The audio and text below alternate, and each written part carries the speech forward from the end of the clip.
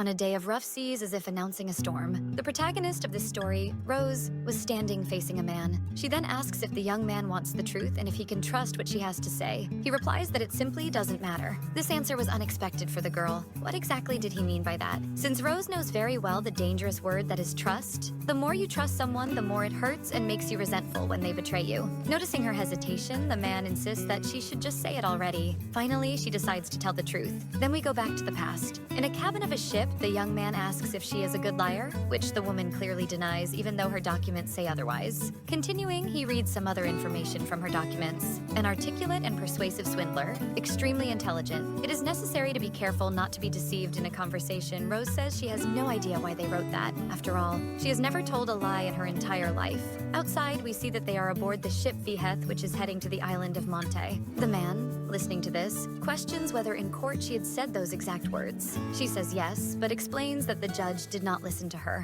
In any case, she asks him what else was written on that piece of paper. Looking at him with a confident gaze, she comments that even though she is already imprisoned, she feels it was unfair. The young man remained neutral throughout the conversation. Following protocol, he asks her name. She questions the need for that information, since unless he lives in the countryside, there isn't a single soul who doesn't know her name. But in a cold tone, the man states that it is part of the protocol and insists again, asking her name. Rosen Walker, she answers, but the man is bothered by the answer, saying that the name listed in the documents is different. However, Rose insists that she told him her real name, saying that he doesn't care what her real name is, he only needs to confirm the name that is written in the documents. Rosen Powers, she reluctantly replies, uncomfortable to say it aloud. As soon as she sees him writing the name she had just said, it makes her even more irritated, since he ignores her wish not to use that name anymore. The man then continues reading the document out loud. At 17, she was sentenced to 50 years in the women's prison of Perney and escaped a year later. The escape was quite thrilling. She descended a cliff,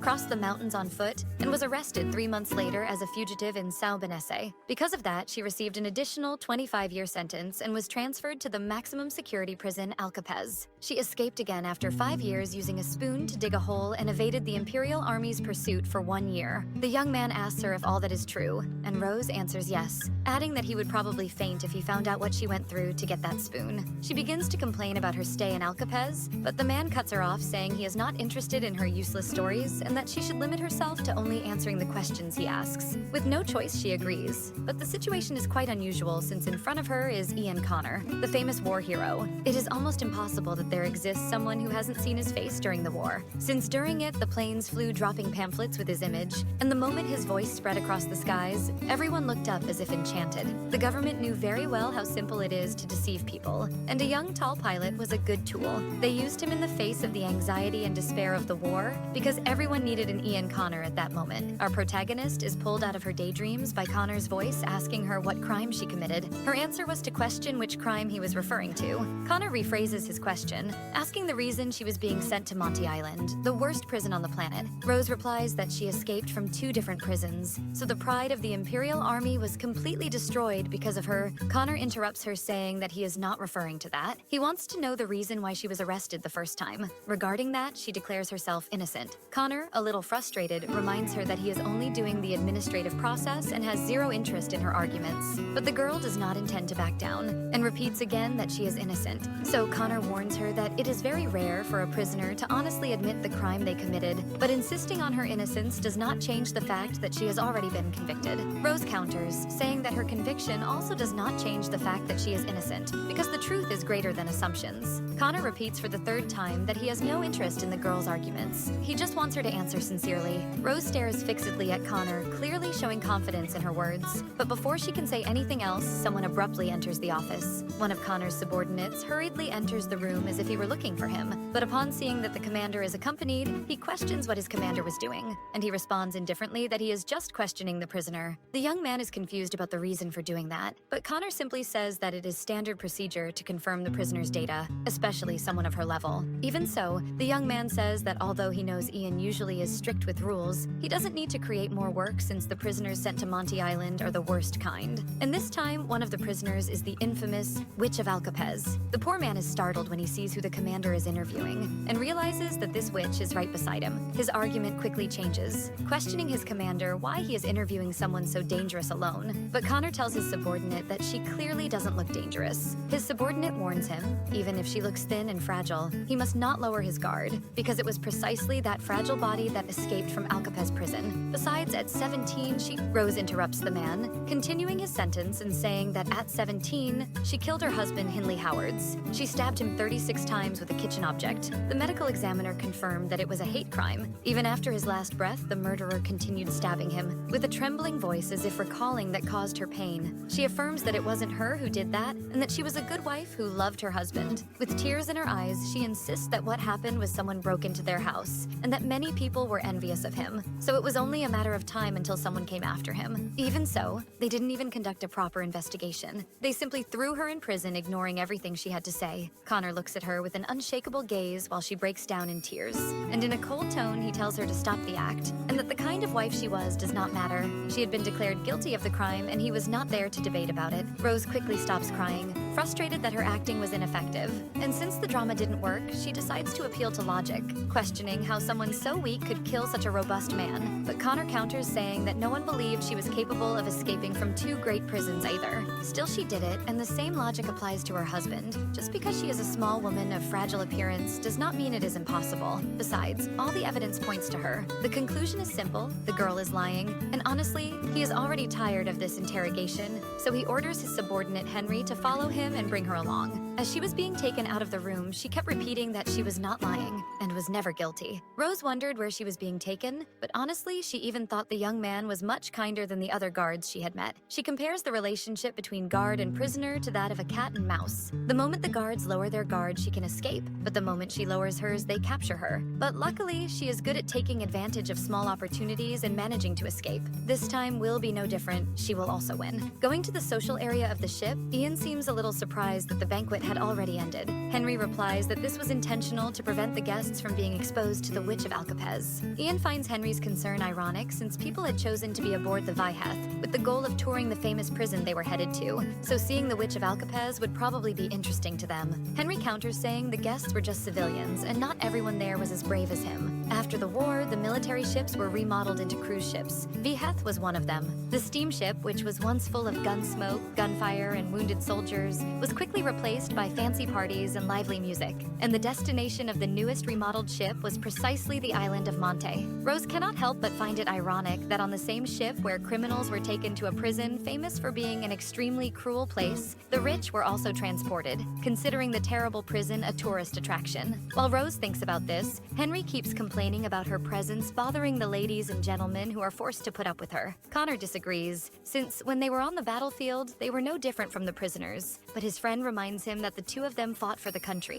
while that woman killed her husband. Besides, her escapes consumed a lot of manpower and costs. But after hearing all this scolding, Rose interrupts him, telling him to shut up. Connor, seeing the two arguing, calls Henry's attention, suggesting that he stop wasting energy on useless discussions. Right after, he turns and apologizes to Rose for the disrespect, but Henry kept saying that they were not dealing with just any prisoner, but with a witch. The three continued walking through the corridors until finally reaching the deck, where the moon shone brighter, and Connor comments that he would like to show her something. Rose held firmly onto the railing at her side, finding that landscape the most beautiful thing she had ever seen. A bright moon over the waves of the sea. Never in her life had she seen a scene like this. Rose thought to herself that if she were to become a prisoner, she should at least be one of the famous ones, for someone who had accepted this life. She never expected to be able to see something like that. Connor interrupts her moment of contemplation, commenting that he heard she escaped from Alcapez prison by digging a tunnel, and the girl confirms the story. Then he questions whether she really descended the cliff using her own body, making Rose ask what answer exactly he is expecting. And the commander replies that some people say she used magic to escape. What he wants to know is if that is true. The reason for this question is because 36 years ago, the only person capable of escaping Alcapez was a witch. So when Rose escaped, everyone became convinced that she was one too. Originally, people are afraid of what they do not understand, and nowadays magic is persecuted and science is praised. However, traces of that time still remain, and the few witches that exist hide. But that does not not mean they disappeared. Rose, knowing all this, asks Connor if he really thinks she would be imprisoned if she were a witch. If by chance that rumor were real, her hands would not be cuffed like this, and it would make no sense to be on a boat together with all these tourists. Henry interrupts her and tells his commander not to believe those words, because her specialty is precisely lying. But Rose, looking into his eyes, replies that the young man should be the first person to believe her words, because if she really were a witch, she would have shut him up a long time ago. However, if he does not trust her words, maybe he would believe in the magic test she passed. And if all that evidence is not enough, it is probably because his faith in the Empire has already collapsed long ago, and he believes they are incapable of conducting a simple test properly. The soldier fills with rage, but before he can say anything, Connor interrupts him, ordering him to take his hands off the prisoner and saying that if he loses his head one more time,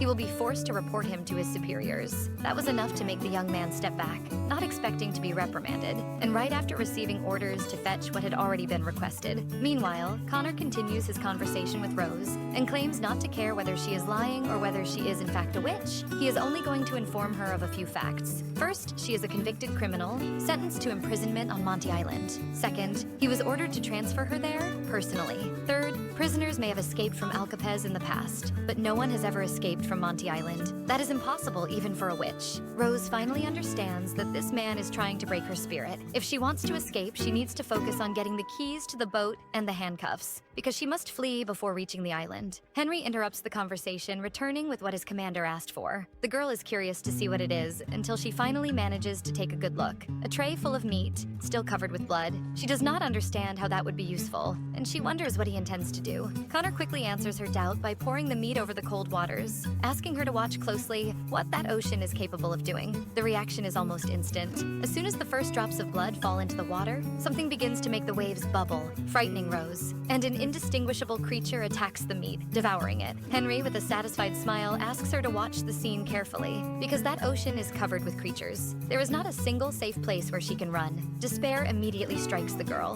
making her think she needs to find a solution for that quickly. Connor takes advantage of her shock and approaches, taking the key ring from his waist, while saying that if she wants to become a snack for those monsters, maybe taking the boat would be the best option. Besides, he had already noticed what on his waist was drawing so much of the girl's attention, holding the key ring in front of her. That man was not a gentleman, and while telling her to change her mind immediately, he revealed the true nature of a guard. Rose had already learned this before, that guards cannot be gentlemen. Connor was different from the man who appeared in the pamphlets. To normal people, he might be a hero, but not to her, because he was just a little rat. Back in her dimly lit cell, she wondered if there was no other way to escape, when another prisoner approached her, asking if she really wasn't going to tell her. Rose asks what she is talking about, and the woman claims she is referring to Ian Connor, since she was back in the room after meeting him. The prisoner wanted to know what he had said, but Rose only summed it up, saying that he was just showing her her true chances of escaping. That was a bit disappointing for her cellmate, so the girl asks what exactly she wanted to hear, and she replies that she expected something more exciting. By chance, she wasn't the only one waiting to hear something. Rose asks Maria,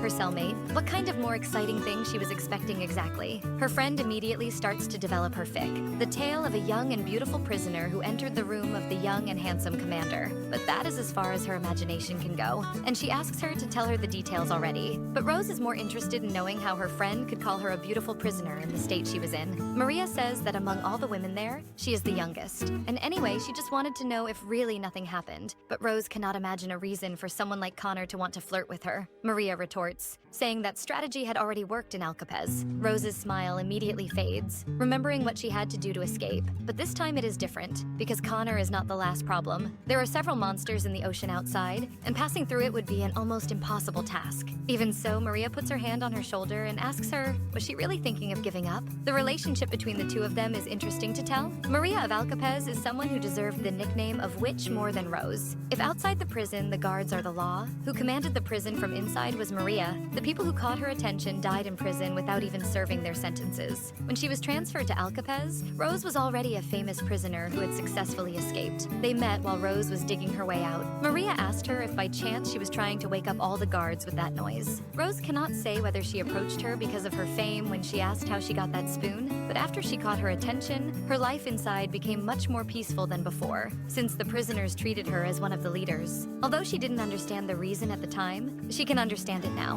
Maria again asked her if she intended to give up, keeping her eyes full of desperate hope on her. It turns out the prisoners wanted her success, as if they wished to see her destroying the pride of the Imperial Army and covering her tracks, hoping that she would live a comfortable life somewhere, humiliating the Imperial Army. Taking Maria's hand, Rose says that apparently no one there knows her, because she never gives up, especially now that her escape has become a symbol of resistance for all of them. Her friend raised a huge smile upon hearing that, saying that was what she was waiting to hear. Then she threw a cigarette into her hand. The girl was in shock, seeing that her friend had not only managed to get one, but even had matches to light it. But putting that aside, she began to debate with Maria about Ian Connor, asking if he wasn't just a pilot, even gaining fame during the war. It is valid to wonder what he is doing there, since that is not a place for air forces. But that was something Maria also wanted to know. And she raises the hypothesis that he was transferred for being sick, but to Rose he seemed completely healthy. What kind of illness would take down that human being molded to be the very definition of perfection? But Maria says her friend did not understand what she meant, and simply brings her index finger to her head, implying that Connor had gone mad.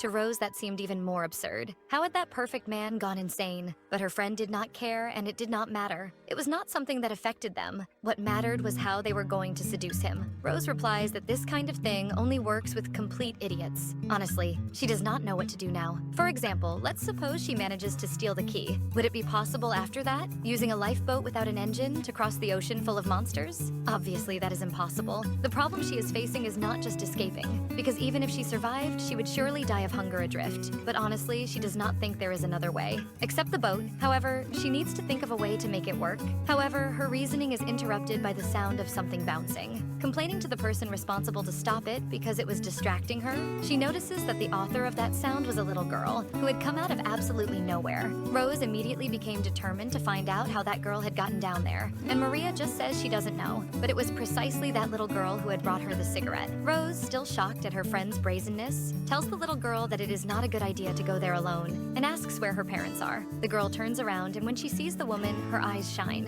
and she immediately runs in her direction. Rose becomes even more irritated because she had told her clearly to go away and not to get closer. When finally standing in front of her, the child gives a smiling hello and introduces herself as Lila Leeville. Immediately, Rose recognizes that surname and asks the little girl if she knows Henry, and Lila replies that he is her uncle, asking if by chance the prisoner was his friend, and Rose replies that you could say so. But if before she already could not stand that idiot's filthy mouth, seeing his carelessness with his own niece, letting her end up in a prison makes her even more irritated. Quickly, she scolds the girl, saying she should know very well that this is not a place to walk around, not being any children's playground, which makes the poor little girl sad. The little girl explains that she just wanted to brag to her friends that she met Rose and Walker. Rose herself smiles when hearing the girl say that with such excitement. Lila explains that there were rumors that the witch was on the ship, and since her grandfather was the captain, she had told everyone that she would meet her, but none of her friends believed it. Rose smiles at hearing this revelation and congratulates the little girl for getting what she wanted, because she was Rose Walken. Meanwhile, on the deck, Henry lets out a sneeze, feeling that someone was talking about him,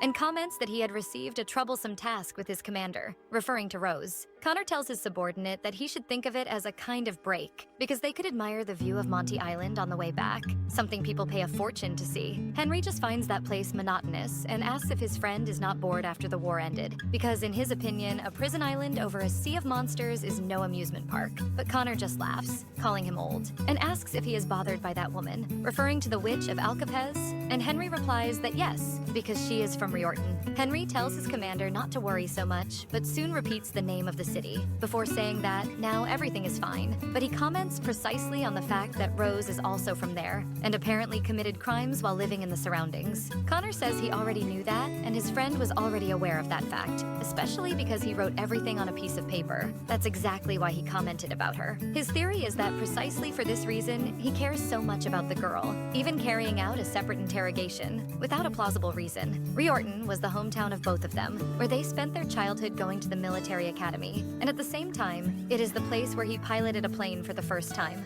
It is also the name of the city that was devastated by an explosion. The truth is that Rose is an extremely lucky girl, because she escaped death by fleeing the city, a prisoner sentenced to life imprisonment who used that to escape death. In a way, she is going to Monty Island practically like a celebrity, in addition to being escorted by the hero Connor. Connor understands his friend's point, but states that it is still Monty Island, and asks if he knows the meaning of that, reminding him of past traumas. The young man replies that he knows very well, but still does not feel any more confident. Immediately, this makes him remember his past in Rearton, where he held a baby in his arms while seeing the body of a dead woman, and to this day, he cannot accept her death. Whether it is Monty Island or any stupid name, the truth is that the witch of Alcapez is still alive. The little girl who was still among the ship's cells was shocked to know that the woman she was talking to was the real Rose Walker. The prisoner, taking the opportunity to play a little with the girl, asks her to keep it a secret because it is not something she tells just anyone. Lila asks if what they say in the newspaper is really true, that she dug a tunnel with a spoon,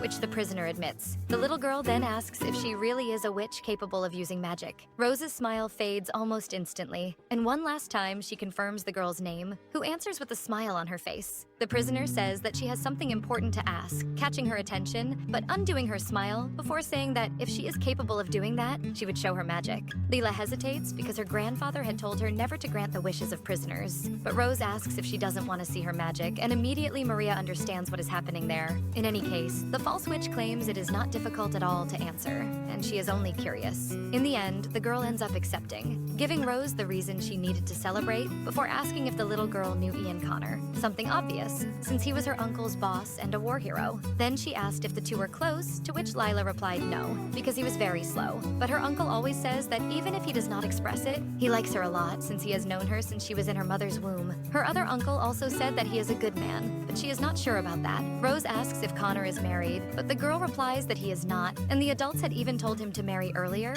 but he is not interested. But that was not exactly what the woman wanted to know, realizing that it would be difficult to keep the conversation innocent. The prisoner tries to be more direct and asks if Lila saw any girl entering his room, or just keeping him company, being answered that no, and noticing that the conversation is becoming more difficult than she imagined. Regaining a bit of her focus, she finally asks if the commander is an affectionate person, but the poor little girl does not know what that word means. And now Rose needs to figure out how to ask a child if Connor is a womanizer, without explaining what that means. Maria steps into the conversation and explains that affectionate means feeling sorry for someone, like giving a house to a dog on a rainy day, or crying along with someone who is crying. The little girl seems to understand and replies that that is not affection, it is love. The answer was a bit too direct, but Rose confirms, saying that is exactly what she meant. Meanwhile, her friend laughed in the background, not believing that the famous witch was struggling so much to get 1 or 2 sentences from a child. Lila replies that there does not seem to be anyone Connor loves, which is a little disappointing for Rose, because she hoped to seduce him. But the little girl says that even so, he is a good person because he is known as a hero, which is funny from the point of view of a prisoner inside that ship.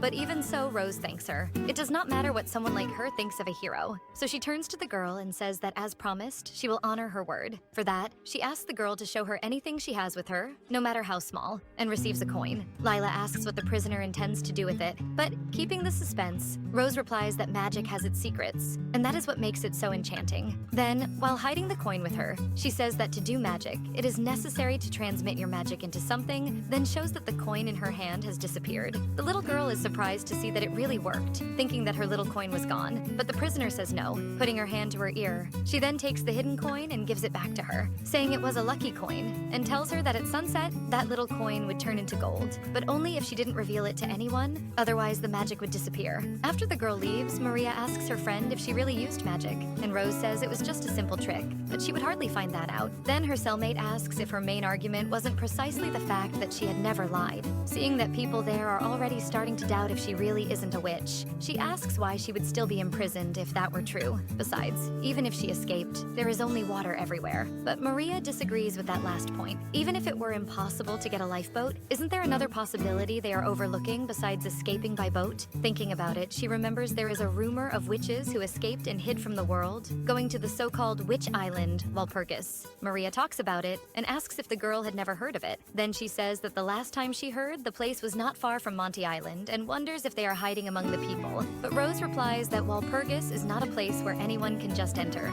It is called the Witch Island for a reason. being the last option where someone should flee to. And honestly, she does not believe she would be welcomed with open arms. Maria tells her she was just joking, and then begins to think that if that blatant lie worked with the little girl, maybe it will also work with the commander, and asks if it wouldn't be a good idea to at least try. Rose agrees, since that seems to be the only path. Trying to gain the hero's sympathy might seem like a plausible plan, but the trick she used against the idiots she met so far wouldn't work on that man. Besides being a soldier, he is a pilot and a hero, the complete opposite of her. So far, his life has been full of achievements, triumphs, totally the opposite of hers. So to win him over, and that is precisely his weakness. She needs to give him what he wants, humiliate herself, fall at his feet and beg until she becomes his newest conquest. Make him feel the sweet taste of triumph. Tempting him with love will not work. To deceive him, she needs to attack his ego. That is much easier than making him fall in love. Meanwhile, on the deck, after having listened to his friend's outburst, Connor believes that this time he will be fine. However, his reaction is nothing new. He had already discussed this with a friend before, asking for advice. And she told him that even though he needs to vent his frustrations, Henry is incapable of controlling how he does it. Connor asked her what he should do in these situations, and she only answered that in those cases, he should just listen to him, without interrupting. Let him pour everything out. Just listen and not touch the subject too much if possible. Connor decides to follow the advice and does not try to correct his friend. He just tells him that they have been outside for too long, and maybe it is time to go inside, while continuing to listen to him.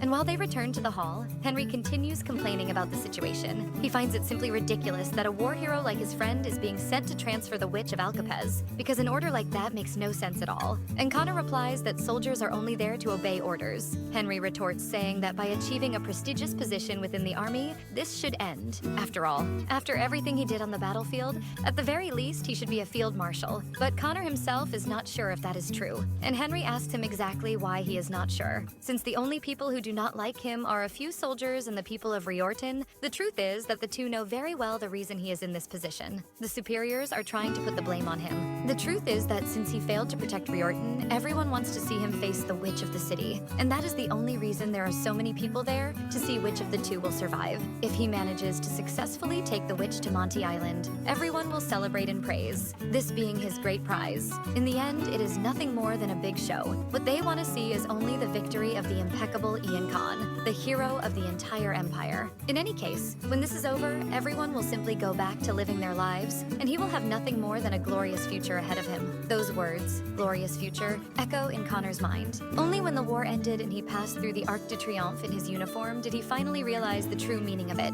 when everyone gathered and shouted his name, holding baskets of flowers while throwing colorful petals in his direction. But was he really happy at that moment? Why did he feel breathless? What did his expression say as he passed through the Arc de Triomphe? He should have been smiling, but he asked himself, was I smiling appropriately? No matter how much he thinks, he cannot remember it. Henry knew very well about this feeling his friend carried. No one can protect everyone, so how could there be a perfect victory? Connor was not a god, and everyone knows that a commander may have to make a cruel decision at any moment, but saying this was nothing more than grumbling. Then Henry tells his friend not to worry about the witch, that he will take care of it, but he is interrupted by him, who tells him not to lose his head over it. Before worrying about others, it is better to focus on his recovery, which leaves the blonde irritated, because he already feels much better, but his plea is ignored. All he can do is watch his friend leave as if he did not need him. Later, sitting in his office, Connor reflected, while Henry's voice echoed in his head, saying that it was not his fault the deaths in Riorton. The operations commanded by the Air Corps at that time were crazy gambles. If it weren't for Connor's command, everything would have been a complete failure. But the commander himself did not feel that way. Whose fault would those deaths be if not his? How could it not be his fault? This makes him remember when he received this mission to escort the prisoners to Monty Island, with the addition to keep an eye on Rose Howard's. That last order echoes in his head, his desk already full of news articles and reports about her, the fugitive from Riorton, the only survivor. In a way, he felt guilt. That girl was the only one still alive. This makes him question what he did with Riorton. While thinking distractedly, he ended up letting something important pass, until a female voice interrupted him. Looking ahead, he remembers what he was doing, because Rose, irritated, was asking him why exactly he had called her there, and if he was at least listening to her, or just treating her like a simple piece of furniture. After regaining his focus, Connor returns to what he was doing, showing the prisoner a picture of a shark, and teaching her about the type of creature that lived in those seas as if he were talking to a little child. Irritated with all that nonsense, Rose stands up and slams her hands on the table, ordering him to stop immediately. Summarizing all that nonsense, the girl said that all he was trying to say is that thinking about escaping from there is stupid. That's why he is teaching her about the monsters. Honestly, she doesn't even know how many days have passed since this nonsense started, and asks if he thinks she is an idiot. Connor replies that there isn't much difference between a hero and an idiot, and precisely for that reason, he doesn't distinguish the two. In her position, a normal person wouldn't even have the courage to think about escaping. Rose asks if he is calling her impulsive, but Connor says he only called her brave. But it is undeniable that some people see her as a kind of heroine of the darkness. The woman turns to him and asks if in his opinion she is this heroine that everyone believes in, or just a lucky idiot. The young man replies that in his standards, she became an idiot the moment she escaped from prison. And upon hearing that, the girl kicks the table, making Connor ask her to hold back her aggressiveness a little. Rose says she only did that because he called her an idiot, but the truth is that the poor man only answered a question. This makes her ask if, to him, she should stay quiet while serving 50 years in prison, and Connor agrees that doing that is also not intelligent. Rose thinks carefully about her next answer, because she had already noticed that the commander seems more interested when she says some nonsense.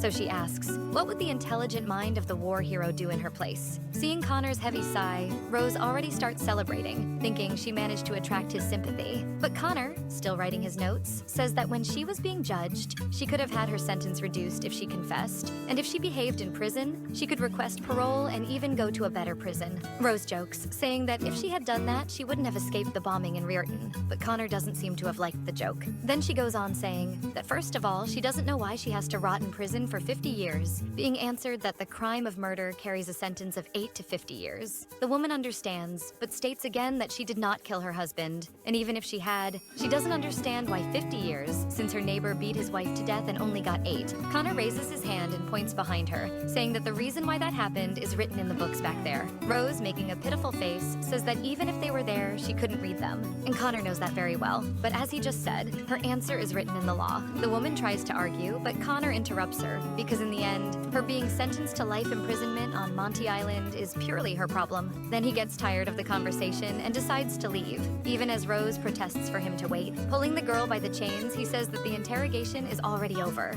and no matter how much she insists, he does not stop. But Rose knows she cannot leave like that, because if she leaves that room now, she will return to her cell, and in the worst case, she will not have another chance again. This is the only chance she has to say the nonsense she needs to attract his attention. She needs to think quickly about what to say. When the door of the room is about to be opened, Rose asks what the difference is between the two of them. Since in the end he is also an idiot, Connor asks what she is talking about, and the girl reminds him of what he said before, about there not being much difference between an idiot and a hero. In that case, what makes him different from her? Because if she is a heroine of the darkness, then he is a hero of the light, which makes them both idiots. So what exactly would be the difference? In the end, when they are at war, both only think about victory. The two were part of a small country, but one that called itself an empire, and faced Talus, the nation that defeated several other countries. Connor replies that in the end, they won. And Rose agrees, but exactly what did they gain with that victory? Many people died and the country was completely destroyed. As a hero, he only wears a nice uniform, while escorting the humble prisoner. If he is this grand hero that everyone says he is, then what is he doing there now? For the first time, Connor loses his patience, and pulling her closer, orders her to shut her mouth. Rose had achieved what she wanted. She made him step out of character. She asks him if he really thinks that was a victory, irritating him even more. She only needs him to slap her, and she keeps provoking him to do it. Enduring a single moment of pain is nothing. If this helps her to be freed, then he can crush her under his feet. She is already used to using pain as a weapon, and when she thought he would finally hit her, Connor only punches the door, and looking into her eyes tells her she has no right to say that. Countless comrades died and were wounded in the skies of Riordan, and as always, history will not remember them, but everyone knew that, and even so, they gave their young lives to protect the people of the Empire. People like her,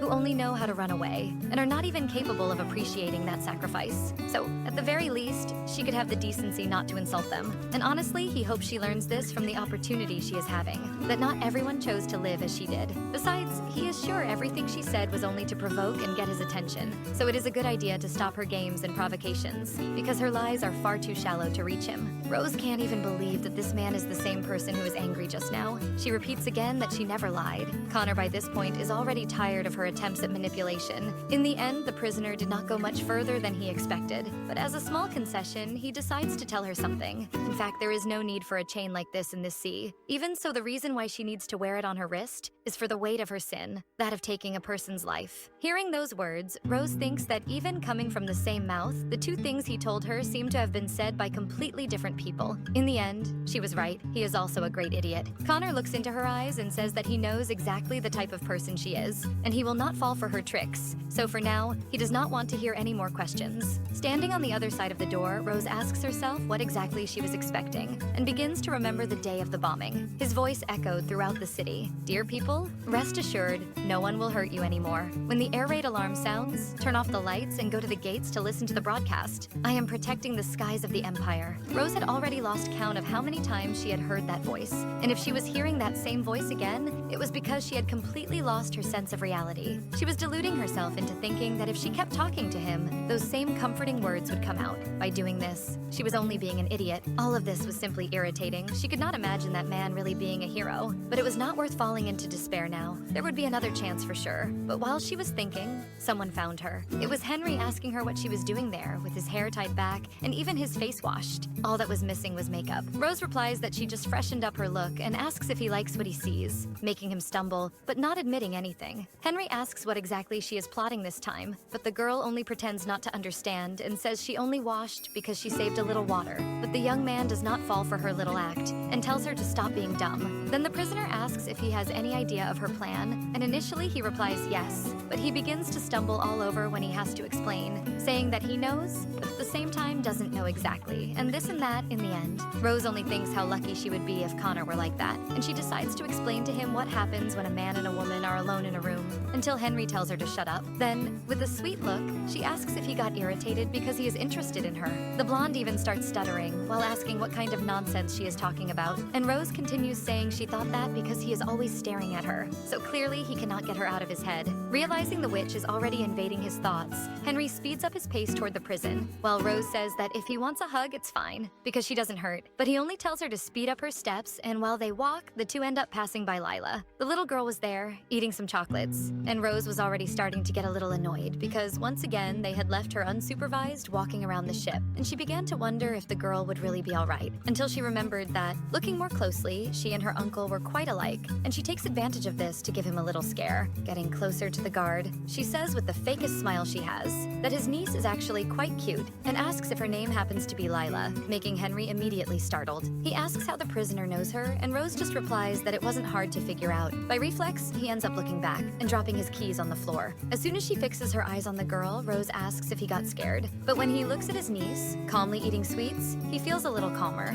Rose asks why he got so nervous, since she is handcuffed all the time, and the soldier replies that he is still sure she is a witch, even if everyone else keeps denying it, and if by chance she even touches a single hair on his niece's head, she will regret it, but Rose only lets him think whatever he wants. However, while he yells at the prisoner, Rose panics and starts shouting Lila's name, asking what she is doing. The little girl starts having trouble breathing, and when the two look at her, they see her choking on the chocolate. Rose is the first to notice and begins begging for some doctor to help, and asks Henry where the doctor on that ship is, but he doesn't answer, even though his niece is dying, because he is completely paralyzed. Rose wonders why that idiot is acting like that, seeing that she won't get any help. She starts begging for someone to help the girl, but there isn't a single useful person there. They were in the worst place possible for a child to choke, making her question how she could help. In the midst of desperation, she takes the impulse to run to the little girl, but her hands are cuffed and she can't do anything. Turning again to the soldier, she begs him to wake up quickly, because she knows a way to save her, and she shouts for him to release her now. This makes her remember her past, when she was younger and studying first aid with a woman named Emily, who asked if it was really necessary to know that. Henry unlocked her handcuffs while remembering the woman's reply.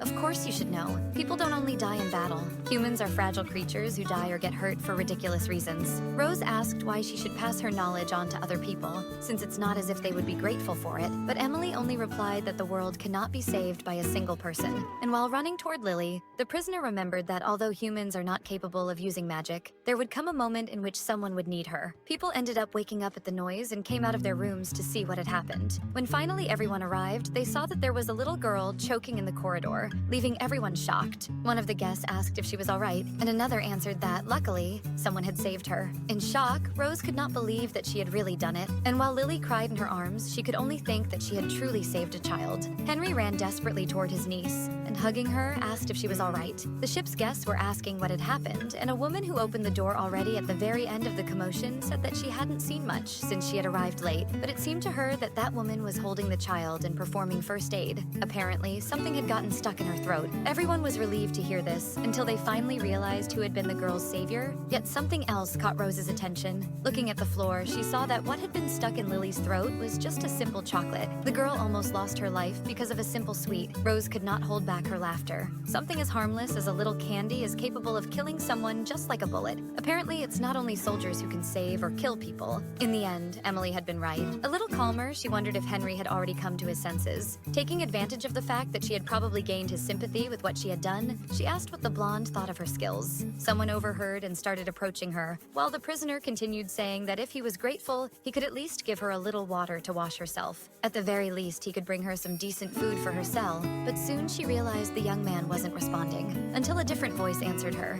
saying that all of that was worth much less than the life of the little girl. It was Connor, who was willing to grant her requests. Rose, looking directly at him, asked what he was doing there, but soon their conversation was interrupted by an older voice asking if Lila was all right. That was the captain of the ship. Seeing the little girl healthy, Rose smiled, and standing up said that she had only been joking when she asked for those things. She wasn't really expecting anything in return for helping the girl, but Connor told her that it wasn't difficult to reward her with the things she had asked for, because the Imperial Army always settles its debts, and even though she was a prisoner sentenced to Monty Island, she would not be an exception. Extending her hands to be handcuffed again, the prisoner asked if they really would let her take a bath, and Connor replied yes. However, she would still need to remain handcuffed, which made her ask how exactly she was supposed to scrub herself, unless they planned to water her down like a vegetable. The man said he would arrange for a servant to help her, so she could feel lucky, for she would be receiving treatment worthy of a princess. But their conversation was interrupted by an old voice asking if he couldn't be a little kinder, and before he could respond, the captain of the ship shouted his name furiously, asking where he had gotten so much lack of manners, and how he could treat the savior of that child with such rudeness. Rose immediately realized that old man wasn't joking around, and Connor even tried to argue that he was doing it because of the passengers, but the captain said he had already ordered Henry to accompany everyone to their rooms, so now he could let the young lady go free, even if just for a moment. After all, they were surrounded by the sea anyway. Connor refused, and the old man asked for what reason, saying that here he had no choice. While the two argued over whether what mattered there was imperial law or the captain's orders, Rose watched everything as if from the best seats, enjoying the quarrel. The old captain said that the rules of the land don't work at sea. On that ship, he was the law, and Rose clapped her hands at his firmness. With a slightly kinder tone, the old man asked if an exception couldn't be made, since that was Lila's savior, so he would like at least to have her shackles removed as a gesture of gratitude, since one cannot thank someone while keeping them handcuffed. Connor insisted that he could not do that, for she was still a prisoner, but while looking at his granddaughter, he said that before being a prisoner, on that ship, she is a savior. Connor retorts saying that the woman was already a prisoner before saving the girl, and immediately the old man starts hitting him on the head with his cane, ordering him to be careful with how he speaks to him. The young man insists that he is just a soldier with the duty to follow the orders given by his superiors,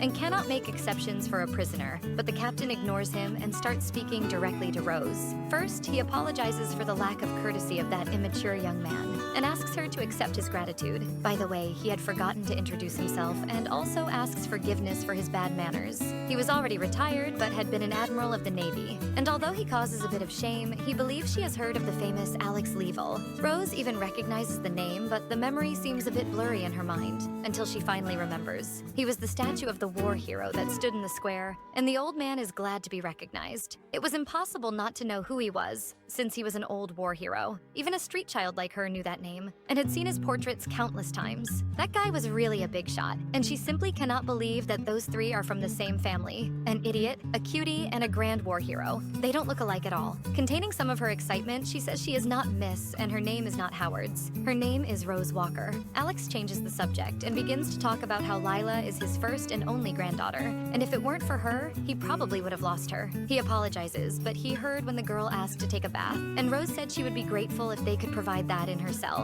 and it would also be great if she had a bit of meat, but Alex said he could not do that with her, leaving her confused. What he meant is that he cannot treat the savior of his granddaughter that way. It is something he would never do as a member of the Louisville family, and somehow, Rose finds that familiar. In the name of his honor, the old man would not allow something so absurd to happen. By the way, taking advantage of having touched on the subject, he asks if she doesn't have plans for the next day. Would she like to join them for dinner? Just imagining the terror it would be to be stuck at a table with a bunch of rich and irritating people already gave her chills, so she ends up refusing. Realizing that the poor girl might be embarrassed, Alex tells her it will not be anything grand, just a simple gathering with his family. But so far he has exaggerated in everything he has said and done, so it is hard to believe. Connor ends up intervening in the situation and carefully tells the captain that that would be too much for Rose, because she is a murderer, a witch, a commoner. That was what the girl thought Connor believed about her, and she already imagined the type of treatment he thought appropriate. Probably what he really meant was weak people, poor people, unlucky people, and people who are avoided.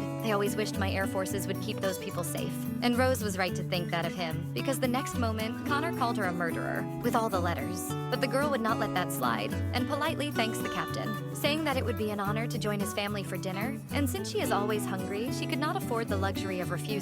And she could indeed eat, even if handcuffed, if necessary. Connor speaks over her and says he cannot ignore the risk of escape, but Rose only uses his own words, saying that, in any case, she would not be able to escape. After all, Commander Connor had kindly shown her the terrible things that live in the sea. He, in turn, seeing that his own tactic had been used as a weapon against him, is left speechless. Rose, seeing his face, frozen at her response, remembers when she was younger, and her mother complained for having picked up yet another of his pamphlets on the street. The poor thing even tried to invent some excuse, saying she only picked it up by chance since it fell in front of her. But of course, that was not just coincidence. And her mother knew and only asked her to be careful and not let Hindley see it. Rose did not want to admit it, but she had many expectations of him. So every time she confirmed that that idealized man was totally different from what she imagined, she became very irritated, and she wished from the bottom of her heart that he only existed in her imagination. But life always keeps leading her down an unwanted path, and looking at him coldly, she asks if he agrees that there is no way to escape the ship. Already, the next day, in a golden room fully illuminated,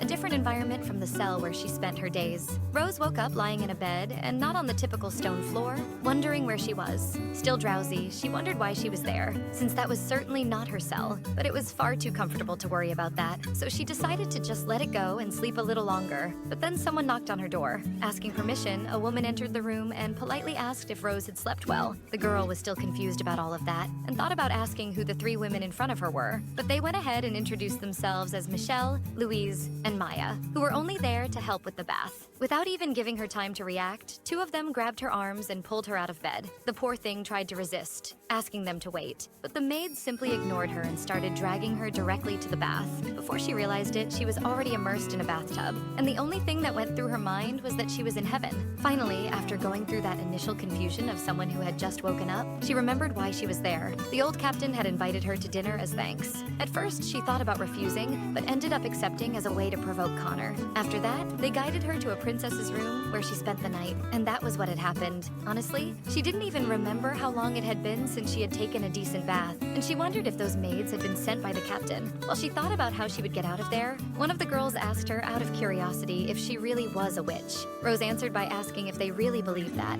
and the three had already expected that answer, and had only asked her because Lila was bragging to everyone that she had met a witch, and had begged the three of them to keep it a secret. The prisoner understood perfectly. Children usually assume things too quickly, since they are very naive. And after clearing up their doubts, the three maids started pampering Rose again, asking if she wanted a little more hot water, or if they should scrub her back, but were rejected. Even so, they ignored her request to stop and poured just a little more hot water to relieve her fatigue, since the captain had given them very specific instructions to pamper her. Rose wasn't refusing out of politeness or anything like that. It was just that the longer she stayed in that place, the more intensely she would feel the cold wind on her skin when she returned to her routine. She didn't want to get used to that warmth. For her, it was nothing more than unnecessary luxury. When she was younger, she was innocent, but now it was different. She didn't intend to be carried away by all that shine like an idiot. That definitely wouldn't happen again. But while she was thinking, something suddenly interrupted her trance. A commotion was happening outside. There was a male voice joking around, and the poor girl was almost dozing off again. The maids were telling that mysterious voice that he couldn't enter there. And the one making all that fuss was Henry, who insisted on guarding the place, swearing with all his might that he didn't want to be forced to do it, but he needed to make sure. He insisted insisted firmly on at least staying at the bathroom door while waiting for her to finish her bath, since those were the commander's orders. But before that discussion could go on any longer, both he and the maids were caught by surprise. Rose came out of her bath and asked him directly if he had something to say to her. The scene shocked everyone, leaving them petrified on the spot. Quickly, Henry covered his eyes, asking what exactly she was doing. And truly confused, he questioned if she remembered that he was a man, but the girl didn't care. After the initial shock passed, the young man lowered his authoritarian tone a little, specifically with Rose, and asked the maids to excuse them, which obviously frightened them. But he explained that he only needed to deliver confidential information. One of them asked why now of all times, since he could at least wait for Miss Walker to get dressed. And embarrassed, the poor boy begged them not to misunderstand him, since it was Connor who had given that order. Besides that, the captain had signed off on that decision. The three ended up leaving them alone, and Rose asked what exactly he wanted, and if he was there to search her, since he had sent the three away so suddenly. Henry asked what would even be the point of a search, since she had nowhere to hide anything, and if by chance she thought he was some kind of weirdo. The girl replied bluntly that in the current situation he certainly was. There was no way to disagree with that, but putting that aside, Henry took a step forward, ordering her to stay where she was, since he would just say something and leave, then shut the bathroom door, staying outside. Rose returned to her bathtub, saying that apparently he really didn't know how to lie. And leaning against the wall outside, the young man asked what she was talking about, being answered by the prisoner that it didn't make sense to put a lieutenant as a servant for a simple prisoner taking a bath. There had to be something more to say since he had sought her out, and surely it was something he wanted to keep secret. His superior may have ordered him to guard the bathroom door, but he hadn't told him to go inside. So she wanted to know, without him using his superior's order as an excuse, what exactly he wanted to tell her. And the young man answered that it was about Lila. Rose already began to imagine what the man intended to say, and apologizing without apologizing, she called him useless, which Henry agreed with, since even if he had 10 mouths, he wouldn't have an argument to justify himself. The prisoner asked if the girl was all right, and he replied that the doctor had examined her the same night. Luckily, nothing serious had happened, but that made Rose remember how the young man had reacted at the moment of the incident. His soul had simply left his body for a few minutes. She asked him if he had really been a pilot, and Henry answered that in his active days he had shot down more than 50 enemy aircraft, which only made her more curious as to why he was so fearful. The young man stayed quiet for a moment before replying that he had an older sister and a brother-in-law, Layla's parents. Then he asked if she knew about the bombing that had happened in Riorton, and Rose replied that she didn't, but noticed that he had used the verb in the past. Then Henry asked if she had been there that day, but there was no way Rose could have been present because the day that happened she was escaping for the first time. It had been a long time already. She was in Alcapez when she heard the news, saying that Riorton had disappeared. Henry confessed that his sister was in the city, along with his niece, who was still a newborn. And Rose, for her part, still had difficulty believing that this had really happened. Riorton was a huge city. It didn't make sense that it had disappeared just like that, overnight. Henry asked her if she knew what was funniest about that story, telling her that he could have prevented the destruction, and although he knew his sister and his niece were in the city, he hadn't stopped the bombing. But Rose thought that wasn't something that concerned her. Honestly, she didn't care that Cursed City had vanished. But that guy was really venting. She asked him why he hadn't stopped it, and Henry began to tell her that on that day, they identified an enemy squadron in the air during the flight. As soon as he noticed, he reported to Connor that it wasn't just one or two, but several. The squadron split into two groups. One side was going to the city of Malona, and the other was heading toward Riorton. Malona was the capital, and the other target was their hometown. He and his friend had to decide. The choice Connor made was to protect the capital. In the end, that was the right choice. He didn't really regret it. They had no choice. It was a situation in which there was no other option. After that, they flew without obstacles during the war, so he thought he had overcome what had happened. But as soon as the war ended, he couldn't get into a cockpit again. Something in his mind had broken. In the end, the prisoner was right. He wasn't who he had been before anymore, and he couldn't call himself a pilot anymore. Even so, it was all right, because his niece was there. After hearing the whole story, Rose began connecting the dots, and asked him directly if he hated her, because also being from Riorton, she survived while his sister had died in that same city. Henry hesitated for a moment, but replied that yes. Rose told him it was all right to keep hating her, and he should continue that way, because that's what normal people do. To be an admirable hero, it was necessary to have a witch to accuse without remorse. As if they were two sides of the same coin, a hero and a witch were like one body. Still, Henry admitted that he had gone there to apologize, and she asked him what he wanted to apologize for. The young man replied that he was sorry for causing trouble, and for showing her monsters while throwing fish into the sea. Rose was surprised to learn that those ideas had been his, and Henry replied that his commander couldn't have thought of things like that. Either way, if it hadn't been for her, he might not have been saved yet. So he thanked her for saving his niece, calling her for the first time by her true name, Rose Walker. And meanwhile, outside the room, the maids were talking about whether it was all right to leave the two of them alone in there. And in fact, there was no problem since those had been orders from Mr. Connor himself. Even so, they wondered if at least they shouldn't take a look. But before they could do that, Connor himself arrived at the room. But before he entered, still alone with Henry, Rose asked him if he thought that would come for free. The young man begged her not to ruin the mood since he was serious when he thanked her, but the prisoner insisted that she was serious too. Instead of simply saying, "Thank you," he should demonstrate the grand value of his sincerity. Henry asked if she was referring to money, because if that was it, he could even give it, but honestly wanted to know what she intended to do with it. But the girl told him to be a little more creative, because there were other things he could give her, clearly eyeing his keys. Realizing what she was talking about, Henry immediately refused, since that was not something he could do in his position, making the girl note how stingy the Leeville family was. But the young man said that wasn't the problem. Rose asked if the problem was because she was a prisoner, and if he really thought she was a murderer. Henry held himself back from answering, making her ask him if he had ever stopped to think that maybe she hadn't killed. And even if she had eliminated her husband hundreds of times, had he ever stopped and thought if there was a plausible reason? With just those questions, she had rented a triplex in his head,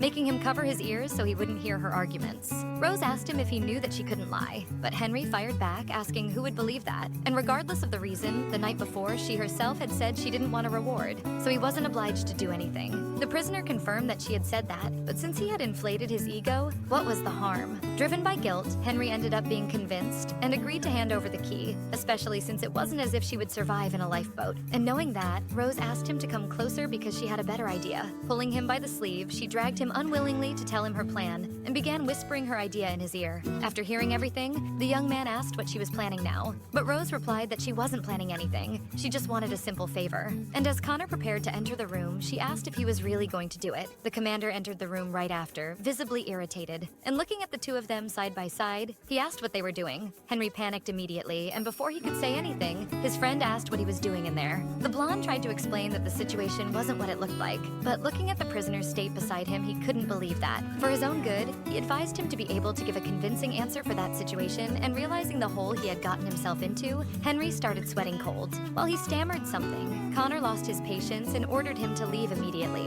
And not only Henry, but the maids were also startled by the shout the commander gave. In the blonde's head, there was only one thought: I'm screwed. As soon as everyone left the room, Connor went to the prisoner and handed her a sheet, asking her to cover herself. The girl wrapped herself in the sheet, but started wondering what was going on. He just stood there in front of her staring. All he wanted was to know how far this would go. After some time thinking, Connor finally gave up and decided to say something. Gathering courage, he looked directly at the prisoner and asked if Henry had done something she didn't want. What he wanted to know was if by any chance he had forced her to do something. And that question made Rose freeze, and she immediately replied that no. But again, the commander asked if by any chance his subordinate had bothered her in some way, and the poor thing could only ask what exactly he thought had happened there. Connor told her that she could speak the truth, because depending on what had happened, he would make sure to replace her guard immediately until they reached the island, and also wouldn't allow anyone to get close to her. And that left Rose confused. She asked if by any chance the blonde wasn't his friend and helper, but the commander replied that if he had done something inappropriate, then he was no longer fit to help him. And apprehensive, Rose told him he was missing something very important. She was the witch of Alcapez. While Henry was a hero who had fought at his side in the war, before anything else, the blonde was his ally, not hers. But Connor asked what exactly that had to do with anything, leaving her speechless. Rose asked if by any chance he didn't even trust his own subordinates. And with that level of trust, she was impressed they had even managed to help each other in the war. Connor replied that he hated that kind of reasoning. People were not consistent. Even if his friend was a good subordinate, he still needed to improve in many things. Looking more seriously, he asked again if really nothing had happened. Rose felt bad and decided to clear everything up, saying that the two of them had only been talking. When asked about what, she replied it was about Lila, since Henry had been too embarrassed to thank her in front of the others, and it wasn't fun for her to toy with big kids like him. She wouldn't gain anything by doing that, and this made Connor ask what she meant by gain. What would a prisoner gain from a guard? And Rose replied that it was obvious.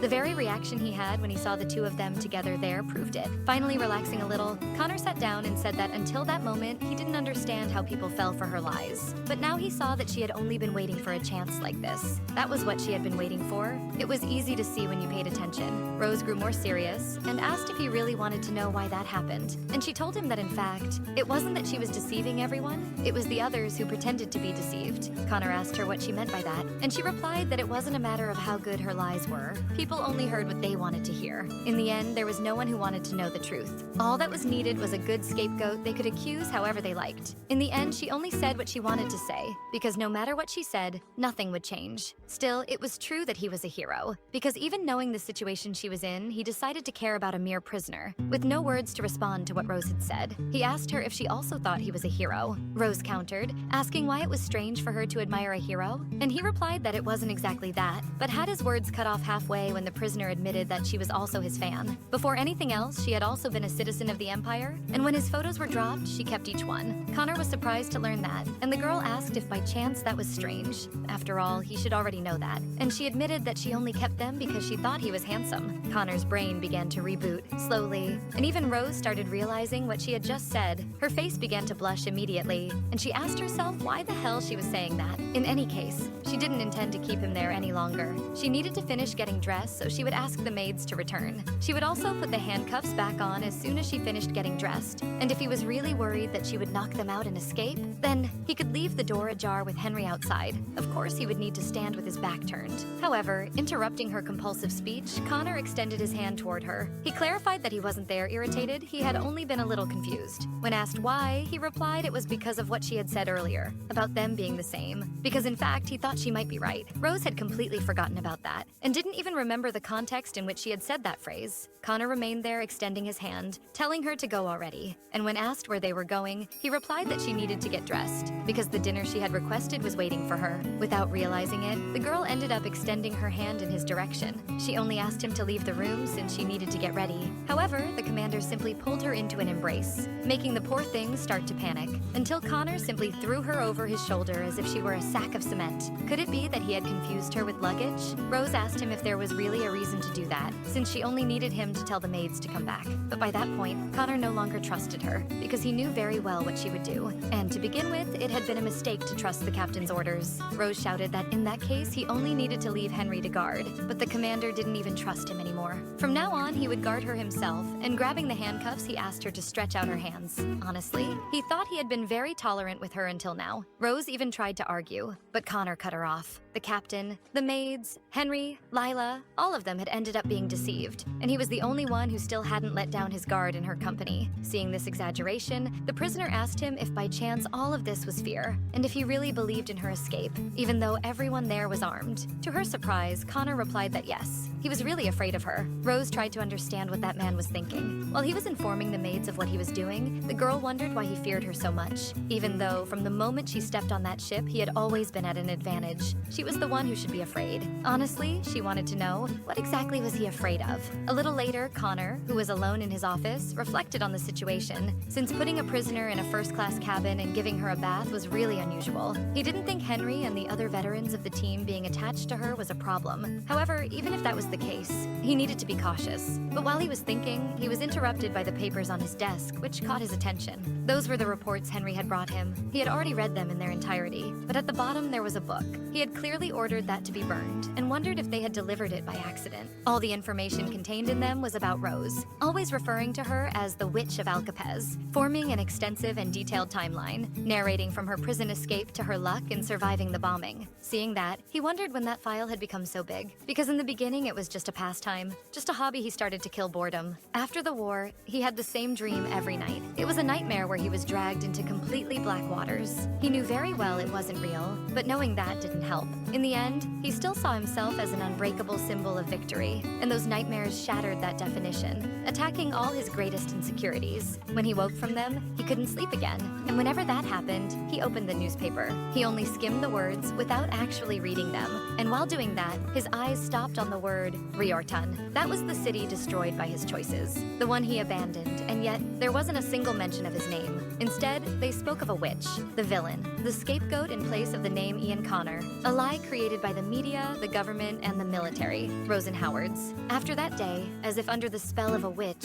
he began to observe and record her name. And when it came to bad luck, the two of them really were alike. But if they were both considered equally unlucky, why did the world treat them differently? Wasn't the answer simple? She was an evil witch, and he the hero who saved the country. One killed a person out of malice, and the other had no choice but to kill 15,623 people. But if those sins could be weighed, which would be worse? In his private thoughts, he wished that she would would run, not be captured, escape as far as she could, and survive. Which or not, whether she had been falsely accused or whether she was a liar, regardless of all that, she was the only person he had been able to save. Who could have imagined that the indestructible war hero everyone praised had already become a madman rooting for a prisoner? But interrupting his introspection, little footsteps invaded his office. Looking in the direction of the sound, he was impressed to see Lila, asking permission to enter. He allowed it, but asked why she was carrying so many stuffed animals. And with the sweetest voice in the world, placing the stuffed animals on the table, she told him they were presents to give Rose later. She just didn't know which one would be good. Connor asked her why she brought them to him, and the little girl replied that she thought of making him choose one, since he knew her very well. The commander was surprised, and the little girl, pointing to the side, asked if that huge book was his, explaining that a few days ago one of the maids tried to burn it, so she went there and forbade it, then put it back,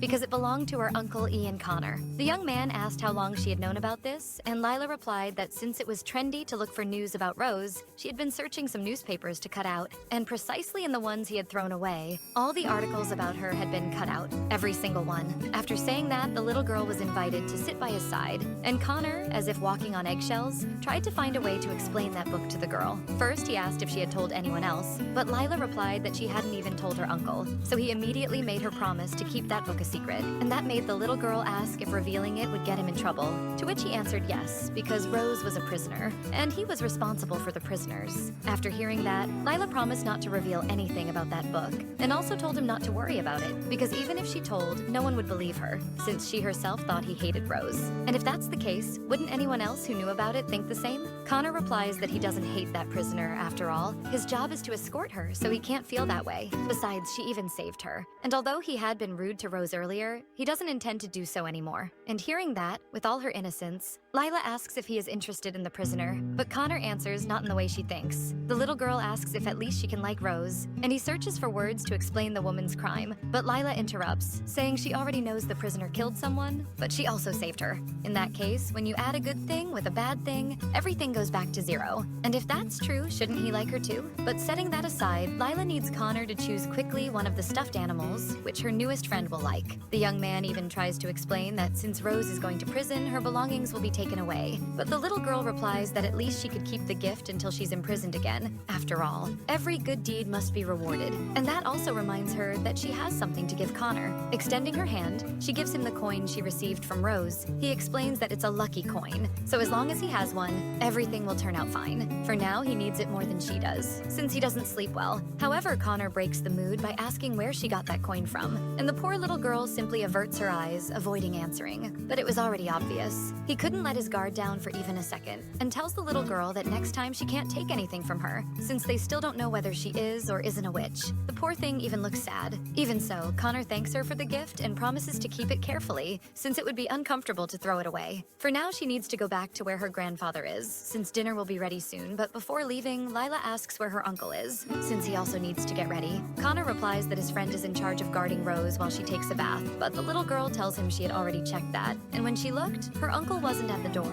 That news makes the commander's heart stop for a second, and all that goes through his head is what Rose told him in the interrogation, about what she had to go through at the hands of rotten guards to escape. He runs towards the room, and when he arrives, he only sees the maids outside deciding whether to go in or not. The only thing he didn't know was why he was so angry over a prisoner. Before entering, he had to stop for a moment to calm down. He should already be used to hiding and burying his feelings before taking any action, and so he does. After all the confusion passed, it was up to poor Henry to explain what he was doing there. The poor thing was in tears, trying to convince his friend that he was only talking to the prisoner, but Connor remained static. After a long time, the commander finally turns to his friend and calls him noisy, telling him to be careful with his behavior, totally ignoring his pleas about not having done anything besides talking to the prisoner. To the war hero, that was a conversation that could easily have been interpreted as a threat by the prisoner, and that is what worried him. Meanwhile, Rose was preparing to enter the place, but she felt nervous, maybe because of the difference in class. However, it would be a waste to stay stuck back there, and the maid who helped her get ready encouraged her to go in, saying that everyone would surely be surprised. Turning to her, Rose asks if they'll be surprised because of her, and without hesitation, she replies, yes, since she looked extremely extremely elegant, but that only made her more embarrassed, starting to rethink if she should go or not. The maid didn't intend to let that happen and pushed her into the room at once. Connor and Henry immediately turned, seeing her stumble inside,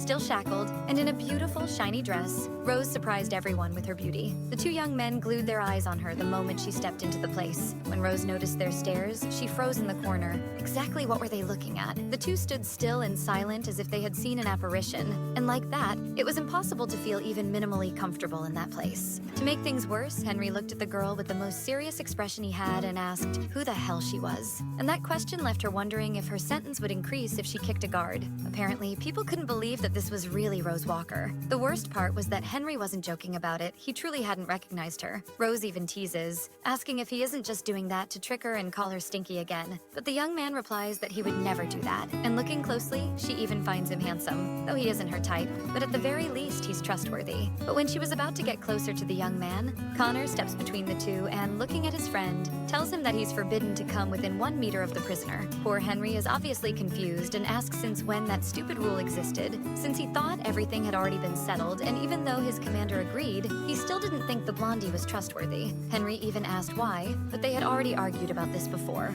And the reason was simple. No matter how charismatic or hostile prisoners are, they will still be extremely dangerous. Besides, he couldn't understand how someone who was always growling at Rose could suddenly become such good friends with her. But for Henry, that didn't matter. And he asked if Connor really thought he would let the prisoner escape, but his silence answered for itself. The commander only looked at Rose, who froze immediately, and said that there was no way to know if the two had planned something while they were in the bathroom. And the young woman stiffened, since that was almost as if he had read her mind. Henry tells Connor that the lady just asked about the menu, since there was a dish she didn't want to eat. So he had to pass that along to the chef. Obviously, the commander turned to her and asked if that was true, and Rose confirmed it, but complained about Henry's lack of loyalty and sense. When Connor asked what item on the menu was causing so much trouble, he was interrupted. Alex and Lila had finally arrived for dinner, and the little girl was as radiant as ever upon seeing her favorite witch present. Rose greets the little girl, but quietly asks Connor why she was there, and the young man replies that it was probably the captain's idea. Approaching with short steps, the little girl says the prisoner looks like a true princess. She's so beautiful, and Rose returns the compliment, but Connor interrupts the two's conversation, asking the girl not to get close to the prisoner.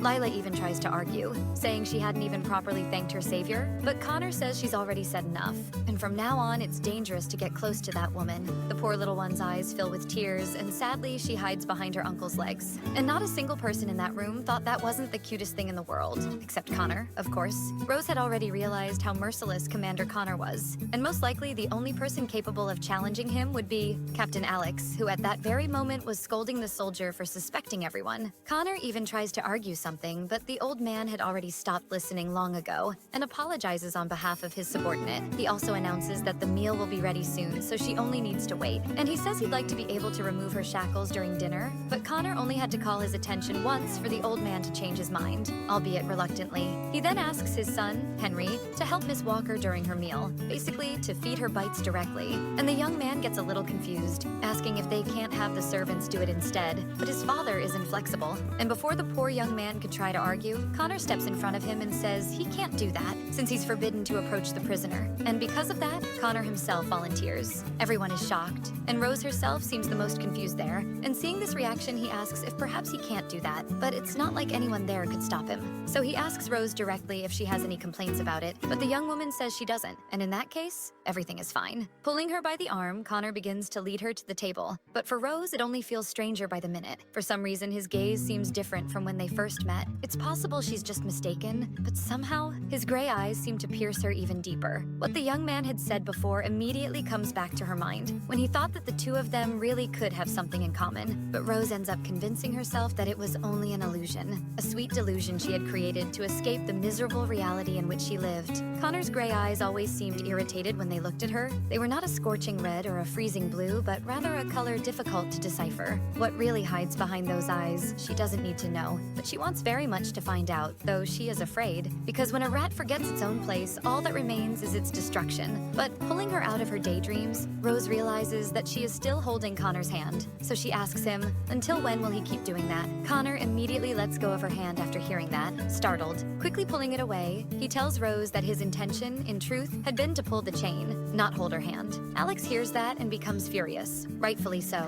How could someone be so rude as to drag a lady by the chains of her shackles? Even worse, a guest. It took his son holding him back to keep the old man from lashing out at the young man. Connor goes a little quiet after that and apologizes, saying he hadn't meant it on purpose, but the girl understood, so it wasn't that big of a problem. He still tries to explain that he only wanted to pull the chains and not hold her by the hand, and apparently didn't understand that that was exactly the problem. But Rose just repeats that she already understood. She knew very well what had happened. She always knew. His holding her hand didn't mean anything. It was all just a delusion. The phrases she had heard from that hero in her youth, that he would always protect everyone, and no harm would come to them. She always knew those were empty promises, but still believed in those lies, because she needed something to believe in. Even if they were lies, mere illusions, a fantasy. In truth, she had fallen in love with the fantasy she had created with him. It was silly, because even in a situation like that, she was too embarrassed to look into his eyes. Connor tells her not to misunderstand the situation, and the girl asks if she looks like an idiot, questioning what he means by misunderstanding. The young man goes on saying he hadn't meant to do it on purpose. And again, Rose repeats that she already understood. Hearing it only makes her feel worse. It's almost as if he's reading her heart and doing it on purpose. To make it worse, she can't forget the phrase he had broadcast through the loudspeakers, completely throwing off her focus. But she knew very well she needed to stop dreaming with that lie, and returns to what matters. Finally, taking a proper look at the dining room, she is impressed with how fancy the place is, even letting out that kind of builder's whistle, quickly apologizing afterward to Alex, but for him it was fine. Honestly, he agreed that the place was quite extravagant. They don't always have dinners like this. Though it looked like a formal dinner, there were very few guests, since the circumstances were unusual. Regardless, it was time to begin dinner. And sitting down, Rose pauses and thinks that from the moment she changed her clothes until she entered there, she hadn't seen a single person walking around. But that was understandable. It wouldn't look good for a captain and a commander to be seen treating a prisoner that way. Looking at the dishes served, she is impressed, because everything looks appetizing. But when she prepares to eat, she is interrupted by Henry, who tells her to wait. He asks if the girl planned to eat shackled as she is. Besides, the captain hadn't given the order for everyone to begin, which leaves Rose confused, since she had heard Alex give the order for dinner to begin. Henry explains that starting dinner doesn't mean beginning to eat. Only the soup had been served so far, and it's necessary to wait for the appetizers. The young man is truly shocked that Rose has no etiquette skills, and the girl, embarrassed, begins to get irritated with him, because obviously she has no knowledge about etiquette rules. She had never eaten at such a fancy dinner before, so why did he have to treat her like some snob? The fact that she doesn't fit into a place like that is clear as day, but her revolt is interrupted by Connor, who calls her attention. He offers her a spoonful of soup and brings the spoon to her mouth. Rose even tries to refuse, but before she realized it, she was already eating the soup, and Connor was asking her if she wanted more. Obviously, she accepted. And Lila, watching that, clapped her hands in happiness at seeing the two so close. Henry, on the other hand, gets a huge scolding from his commander, since as far as the two of them knew, it didn't matter in what order you ate. Once in the stomach, it all became the same thing, and the blonde hadn't worried about that when he was on the battlefield. The poor guy even tries to defend himself, but the damage was done. Connor still repeats that it's better for the blonde to stay quietly in his corner, because he had already warned before that Henry couldn't be less than a meter away from her. And contrary to what everyone thought, it wasn't a joke. And technically, it also meant he couldn't even be in that dining room. Meanwhile, Rose kept stuffing her belly, but was bothered that Connor wasn't eating, though the commander didn't mind, and said that the only thing she needed to worry about was enjoying the dinner. And if that was the case, the girl took the opportunity to ask for another piece of meat. However, while eating, she found it funny that he treated her so delicately, while keeping his face frozen in that serious expression. But what she really cared about was how delicious that food was. One after the other, she kept asking for little bites of every dish that appeared in front of her, and Connor was the one responsible for cutting and feeding her each little thing she asked for, almost like a dream. But when she asked for another bite of meat, the commander told her to eat more slowly, or she'd end up choking. That irritated Rose, who asked if he got annoyed watching her eat, but Connor never said that, and would like her to stop putting words in his mouth.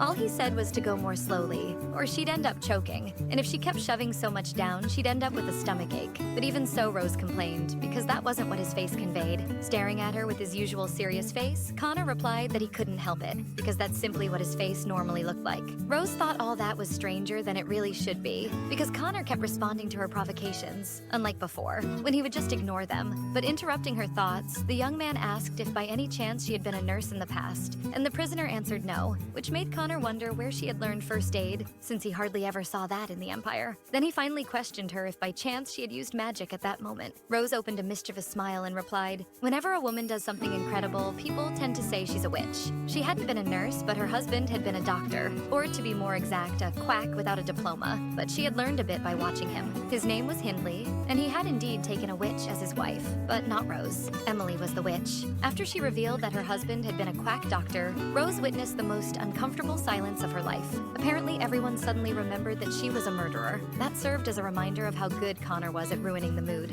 She could say that because that story had already been in the newspapers. There was no reason to ask her to repeat it in her own words. As a way to break the silence, Alex ended up asking her how old she was. Still a little nervous. He couldn't trust the information in the newspapers since they were often biased, with some even saying she was in her 70s, hiding it with magic. Rose realized how much the former war hero was trying and decided to answer. Just as the Imperial newspaper had said, she was 25 years old. That made Alex curious, since if she was that young, then at what age had she gotten married? And the girl answered that she had married when she was 15. The old man was impressed by how young she had been when she married and asked if it had been her parents' decision. But Rose said no, since she came from an orphanage. That made the atmosphere even heavier, and the only person who thought all that was normal was Rose herself. Henry revolted and banged the table, saying that was madness. A 15-year-old girl getting married? That made him ask how old her husband had been at the time. But Rose questioned whether that really mattered since he was dead anyway.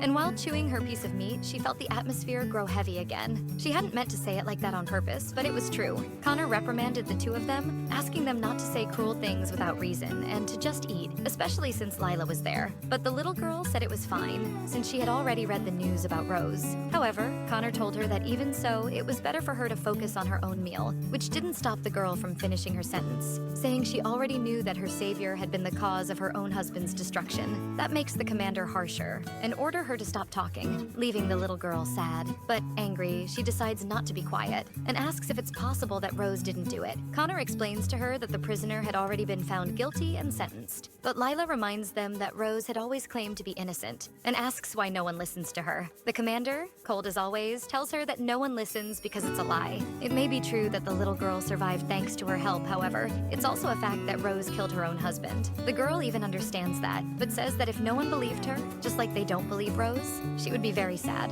Connor prepares to keep scolding the little girl, but Rose steps on his foot and orders him to stop fighting with her and just eat in silence. But he stares at the prisoner and asks her directly why she gave that coin to Lila. Rose is confused at first until she remembers what he's talking about and answers that from the beginning that coin wasn't hers, but the girl's. She only borrowed it to distract her and then gave it back. Deep down, she knew very well the reason for that question. It was a reminder of the lie she told. She had lied to Lila when she said it was a lucky coin. And if she lied, she was a liar. The little girl, crying, said that her savior hadn't lied, and that it really was a lucky coin. The truth is, when coincidences overlap, sometimes lies become reality. Rose tells her that it's all right, and that there's no problem with what Connor said. She knows very well what she did, knows very well that children are naive, and that's why it's easy to take advantage of their little hearts. She feels grateful that the little girl defended her, but the truth is she only used her innocence. Breaking the heavy atmosphere, one of the maids arrives and asks if she can clear the dishes from the table and bring the next ones, being answered by Rose, who says yes. She keeps imagining what kind of fancy dish is going to show up now, until something finally catches her attention. Among the countless delicious things that were on the table, there was one in particular she wanted, and when Connor asked her what she would like to eat, she didn't hesitate to answer. Sweating cold, she chose the Mayra fruit. Connor split the small fruit in half, and with a spoon scooped out the pulp, bringing it to the prisoner's mouth. But right after eating it, while everyone else enjoyed the dishes, she began to feel ill. Connor was the first to look in her direction when the captain asked her a question and she didn't respond, but his eyes froze when he saw the first drop of blood fall. Rose was bleeding from her mouth, and it was possible to see the tears of despair running down her face. Everyone began to scream and worry and ask what had happened. But Rose wasn't panicking. She had finally done it. She was very sorry that Lila had to see it, but she couldn't simply go back to prison. She needed more time. Now she truly understood that there was no savior in this world, and patience leads nowhere. So even if it hurt her, she needed to save herself. Connor must act as she expects, and that's exactly what happens. Desperate, he runs toward her and holds her in his arms. Even if only for a brief moment, she hopes to catch him with his guard down. A few minutes later, when the initial shock passed, Connor asked the ship's doctor who had poisoned the food, and the man answered that he was sure it hadn't been poison. Connor found that unlikely, since she had spat blood, and the servant began nervously explaining that it was true it had been because of the fruit, but not because the fruit was poisoned. And he began to think the poor guy had only gone there because he heard the commotion caused by a supposed supposed poisoning, and looking now, that atmosphere was definitely no joke.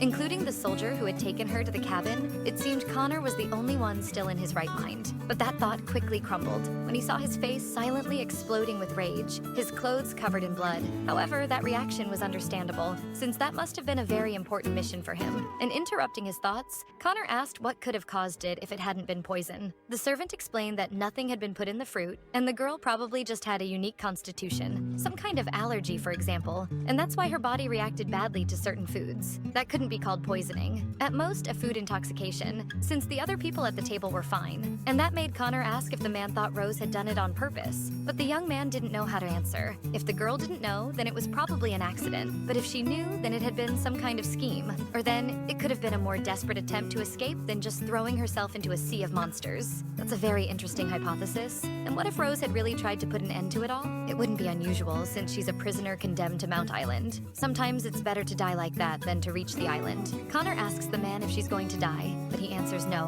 The doctor has been saying that for a long time. The girl has already been treated and is just sleeping now. However, the commander doesn't understand why she's still unconscious, and the doctor explains that her body weakened from lack of nutrients, and it will be difficult to wake up after fainting from lack of energy. Hearing that makes the commander ask the doctor if things continued at that pace, the prisoner would die. The doctor couldn't answer that, since that woman definitely isn't a normal person. She's someone who's been through every kind of situation, and even so, it's common for people as strong as her to die in prison. Even if she died from another illness, it wouldn't be strange, so he can't say what's more likely, her surviving or dying. While he's talking, Connor is approached by a piercing cry, and when he looks back, he sees Lila running toward him in tears, asking if he would put Rose back in the ship's prison. The little girl already knew because she'd been there before. If her friend went back there already sick, she would definitely get worse and die. Gripping tightly the fabric of his pants, she asks if they can let Rose rest a little longer before sending her back there. Connor puts his hand on her head affectionately, and turning to one of the servants, orders them to put the girl in a cabin,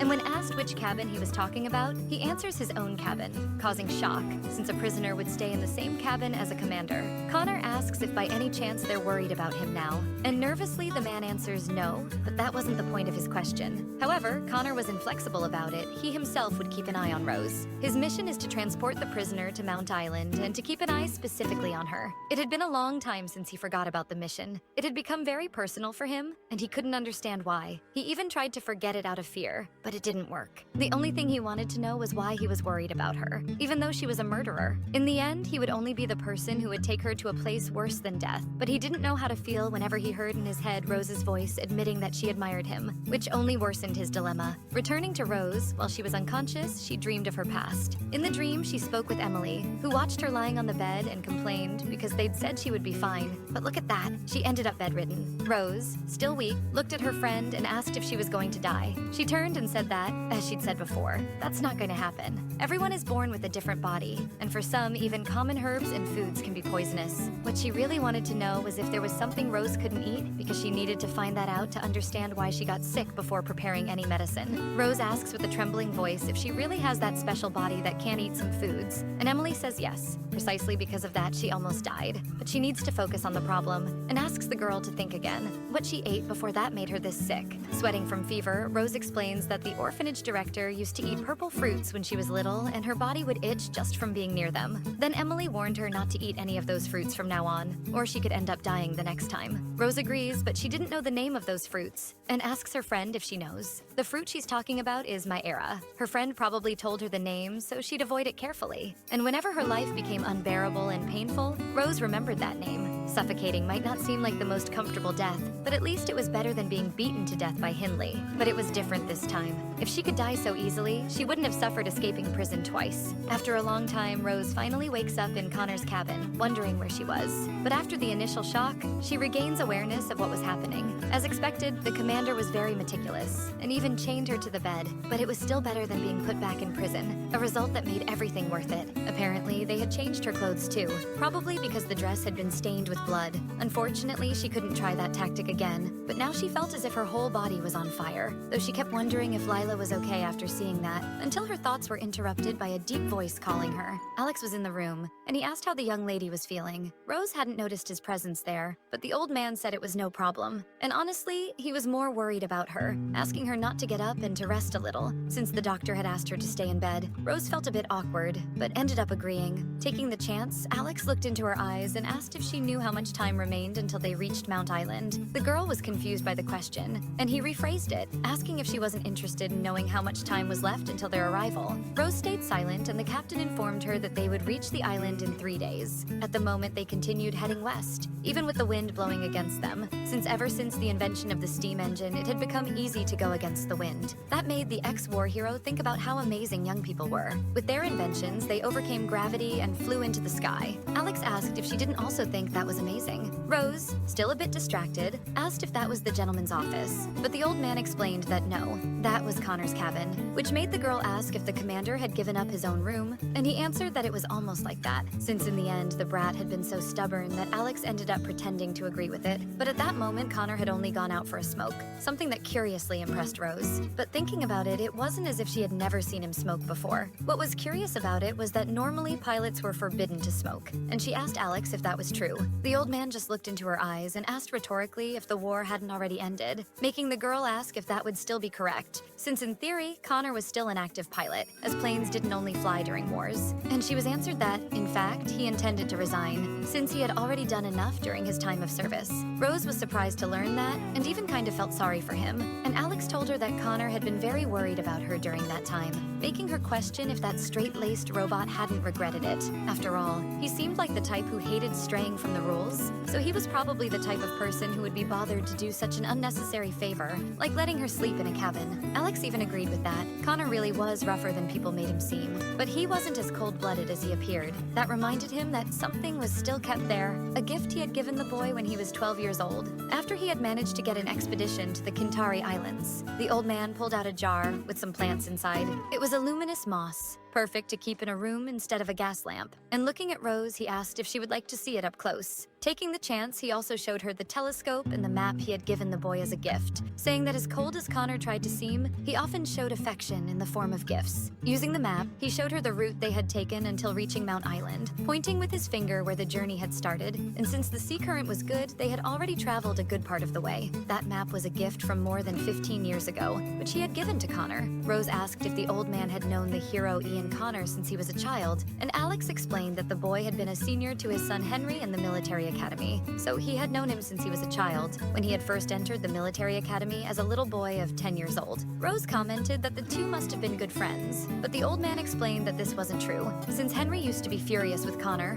always saying that he was so stubborn and strict that he looked like the devil himself, so vacations were probably his only joy in that academy. But it wasn't as if any child liked going to school, and Alex told the girl that although those had been the circumstances that led them to know each other, the truth was that even without his son's help, he would have still met him, since he had always been a boy who stood out too much, making Rose comment that Connor probably had very proud parents. To her, it was obvious, even without observing him for long, that Connor seemed to have grown up as a proud son who received much love, living in a mansion with his kind parents, with maids and butlers, in a spacious garden, with many cooks who acted as if they were taking care of a little puppy. And honestly, she couldn't even dream of such a perfect family. But Alex told her that, in truth, she couldn't even dream of how the boy really grew up. The truth was that Connor had no parents, for he lost both when he was very young. They died because of the plague, and Connor was very young at the time. After many disputes among his relatives over the inheritance, he ended up joining the army when he grew older, and those unscrupulous people grew angry when they heard that. But that had been the best option for him, since the inheritances and properties of cadets were administered by the state until they came of age. The poor boy had to mature quickly, and because of that, he hardly ever showed his feelings, never being sincere about them, probably why he preferred to deal with his problems alone or to rid himself of such feelings. As for Alex, he felt pity seeing a child forced to grow old too soon. Precisely because of this,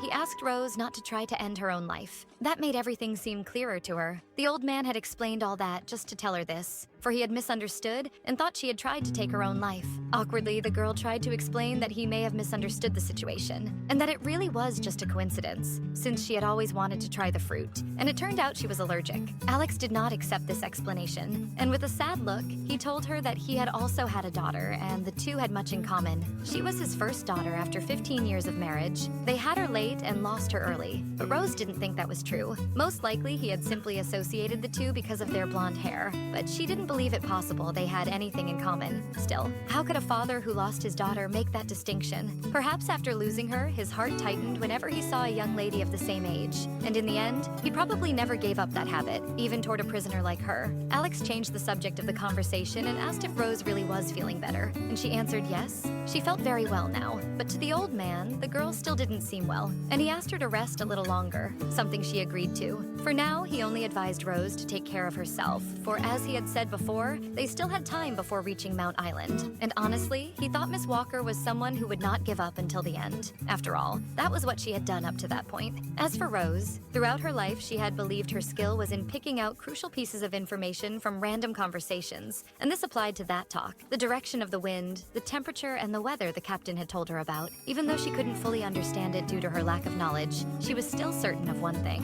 She needed to head east. That night, before sleeping, she kept observing the jar of moss in her hand, and it really glowed. Looking at it that way, it almost seemed like a lighthouse, something everyone ends up seeing after wandering the open sea for a while. But back to her plan. What she needed to do now was find the key, if she could get hold of it, or at least of the weapon Connor carried on his waist. Maybe she would have a chance. The problem was what she would do afterward. She would be lying if she said she hadn't felt fear after seeing those creatures in the sea, but she had always known how to overcome fear, and that made her remember the moment when her husband died, when she held Emily's shoulders and begged her to go to Walpurgis Island, for since she was a witch, she would probably survive there. Emily even tried to argue, worried about what would happen to her friend, but Rose told her she would be fine and would never die. That was the day she had taken her bravest action. It was the brightest moment of her humble life, and whenever she thought of that moment, a flame lit in her chest. That flame burned away any fear, urging her to fly again, under the promise that they would meet again in the future. And that flame was still burning, and it gave her the certainty that in the end she would win, never again to be defeated, at least not by any creature. Connor arrived at the room sometime later,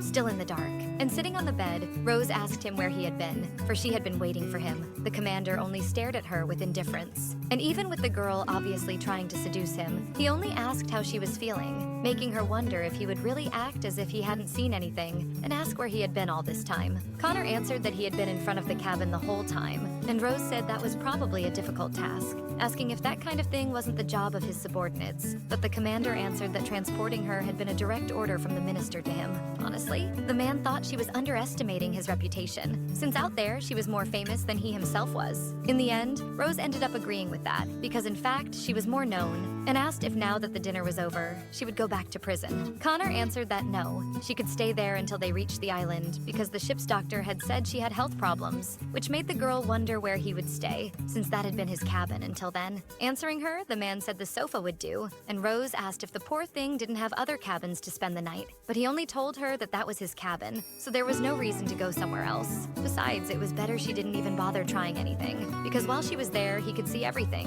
and that only reinforced her theory that Connor could read minds. Also, noticing his waist, she realized the key had disappeared. Apparently, he wasn't as dumb as the others. And still trying to find a gap, Rose proposed that she stay on the sofa and he on the bed, but the commander refused, because the sofa was lighter than the bed, and that made the girl ask what one thing had to do with the other. After all, even if she jumped into the sea with the sofa, in Connor's own words, which he completed for her, she would end up dying. He said he didn't intend to give her a choice, and Rose asked if his idea was to keep her tied up in that room, being answered that yes. And that answer made the girl ask if he hadn't heard what she told the captain earlier, since he had been at the door, about not planning to die. But Connor, with a cold look, asked her if the situation was so confusing that she didn't understand, and said that she knew that eating the fruit could kill her, so she used the excuse of wanting to taste it to make Henry prepare it for her. Rose even tried to deny it, but he only asked if it had been refreshing to do that, or at least fun. The girl tried to explain, but the commander, as always, was not willing to hear a single word from her, mainly because she had even taken care to make him give her the fruit that could kill her with his own hands. Rose immediately noticed that she had finally made him angry. After observing him for the last few days, she noticed that he was not someone who got got agitated easily and hardly ever raised his voice. So if he had been thinking calmly, he would know it didn't make sense for her to try to take her own life. And if he was angry because of that, it meant he had lost the ability to think calmly. And Rose knew very well she couldn't lose that opportunity, and immediately began her act. Crying, she told him that she would die even if they reached the island, so she saw no point in continuing with this. Even if she survived, she would be tortured and die working. And if that was the case, wouldn't it be better to end everything right there? But what Rose was really thinking was how perfect the moment was to make him feel sorry for her. Connor, for his part, asked her if she really thought she could decide what would happen with her own life by herself, because if that were the case, he wouldn't let it happen. If the handcuffs on her wrists weren't enough, maybe he should tie her up completely until she controlled herself. Rose, being pulled by the chains, asked if he was planning to chain her even more, and Connor confirmed that yes, because what else could he do? If her intention was to try some more nonsense, he could even chain her completely to the bed. Rose answered that in that case, she would simply bite her tongue, but the commander said he would put a gag. He simply couldn't understand how someone who had escaped so many prisons was trying to throw her own life away so suddenly. Rose screamed and asked how Connor had the audacity to say that, because the reason was obvious. This time she couldn't escape. In the first place, he was the one who had shown her a sea full of monsters, who had frightened her by showing the death that awaited in the mouths of those creatures. Connor, with his head down, said that he really had been cautious, but he never thought that would lead her to try something like that. He had understood that she was the kind of person who wouldn't give up until her last breath. That surprises Rose. Did Connor really understand her? That was simply revolting. How could he understand? How much did he really think he understood about her? She only wanted him to answer that. He only knew her by those names: Witch of Alcapez, murderer. So what did he really know about her life? How did he have the audacity to say he understood her? And Connor asked her not to be angry, because obviously he didn't know her that well, but he surely knew more than she thought. That was all he meant. She asked him if he really thought he knew her just because he had read some newspapers, and Connor confirmed that he did indeed read the newspapers about her, and that made her more curious to know what exactly he had been trying to tell her all this time. After a minute of silence, Connor only said one sentence: "Don't die." That left her confused, but the commander continued asking her to promise not to give up on her life, and to remain calm while she was on the ship. But Rose asked why she should do that. For whom should she do that? Did he really expect her to give up her last chance to screw up his life? After all, she was already considered dead anyway. Connor told her that was true. She would die anyway, because she probably wouldn't last even a month on the Isle of Monty, and she would hardly be able to escape. But Rose already knew that. What he was really trying to do was make a proposal, one that wouldn't be bad for her. Taking the handcuffs in his hand and pulling the key from his pocket, Connor removed her chains. Rose finally found herself free after so long and asked what he was doing, but without answering her, he just pulled her from the bed, finally putting her on her feet. The feeling was strange, though. For Rose, it was as if even walking was easier without the handcuffs. Connor's proposal was very simple. He would remove her chains while she was being watched by him. It wouldn't be for long, but at least that way she could sleep peacefully and eat properly too. She could have time to think about her past in peace until the end of the trip. The only thing he wanted was for her to make a promise. Promise not to choose the easier path. All of that was strange. He wanted Rose to promise not to try to take her own life, almost as if he really wanted her not to die. And that made Rose wonder what exactly this man wanted. But honestly, it didn't matter what the reason was. The important thing was that she had no reason to refuse that proposal, and asked if he was sure about this. Connor hated jokes, so he wasn't kidding. And after hearing that, the girl accepted the proposal. There wasn't much time left until the ship arrived at the island in 3 days. However, even with the short time, it wasn't as if she couldn't show her happiness. From now on, her role was that of someone who had given up everything in life, and she had to act as if she were enjoying her last days of freedom. So Rose turned to Connor and asked him to bring her a drink, something very strong, and also begged for a cigarette, because she was desperate to get her hands on one. After all, even prisoners condemned to death could have a last meal. And besides, it would only be 3 days, so it wouldn't hurt to fulfill her wishes a little. She asked if he couldn't at least do that, and Connor, hesitant, began to pull his pack of cigarettes from his pocket and ended up giving in. In his own room, she began to smoke and felt as if she had come back to life. The commander just sat beside her watching, and said he would bring some alcohol the next day, but she was too focused on her cigarette, and only invited him to smoke a little by her side. The only bad thing was that it was already ending, but Connor ended up giving her a treat, letting her smoke one more, bringing a smile to her face. However, Rose knew very well what would happen. He would probably tell her to sleep after finishing that one, but it would be a waste of time to do that. She needed to say something to gather information, but didn't know exactly what to ask without seeming suspicious. Still, she decided to to risk it and said she had something to ask him. Connor, dedicated to letting her enjoy a little of life, decided to answer her doubt and asked what she wanted to know. And while taking another drag, Rose asked when he started smoking, since pilots weren't allowed to do that. The man answered that he started when the war ended, but that wasn't the answer she expected. She just wanted to know why. But Connor only said he simply felt like it. However, Rose didn't think that matched him, especially since he was a pilot. The sky was what suited that man the most. That was precisely why he shone the brightest there. Every time the Imperial squadron passed like a flock of migratory birds, she would spend a long time looking up, trying to watch. Since Connor was the commander, she was sure he would be in the first plane, and she always tried to catch him with her hands. When she did that, for a moment her body, which was bound to the ground, seemed to have risen to the sky. But she had no interest in winning or losing the war. She just liked him crossing the blue sky. She liked the feeling of freedom that it gave her. Connor only answered that he was no longer a pilot, not since the war ended. But if he was going to keep giving vague answers, Rose would take the chance to tease him a little. So she asked why he still wasn't married, and that was enough to destabilize him. Connor was stunned, so Rose repeated the question. She wanted to know why he hadn't married yet, since the war was over, or if at least he had a girlfriend. The commander already thought she was getting too curious, but the truth was that she wasn't the only one. He had fans all over the Empire who also wanted to know. So he answered that it was very common for pilots to die during the war, and afterwards there weren't many left to gather. And because of that, many ended up thinking it was better not to start a family. But Rose didn't think that answered her question, and wanted to know if there were soldiers who did get married, or if at least he went to war carrying the picture of a beloved inside his cap, like one of those classic cliches. Connor gave a slight smile and said that was true. There were people who did that, but not everyone did something so foolish. However, what caught the girl's attention the most in his words was that laugh,